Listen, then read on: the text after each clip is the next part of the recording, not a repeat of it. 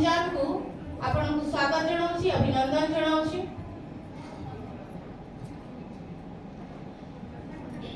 पोषण अर्थ कौन मैडम माने कहीदे सुषम खाद्य खाइबा सुषम खाद्य खाइले सुषम मन हम मते लागुनी बालेश्वर उत्सव पालन होची।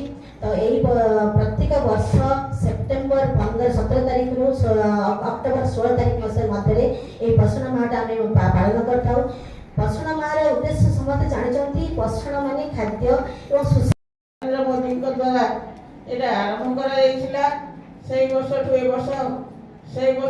वर्ष पर्यंत प्रत्येक वर्ष ये पालन हो किंतु मार्च 8 आरंभ होता सत तापर यह परिवर्तित हो सेप्टेम्बर मास रु अक्टोबर मास मध्य पालन कर आमर मुख्यमंत्री सॉरी प्रधानमंत्री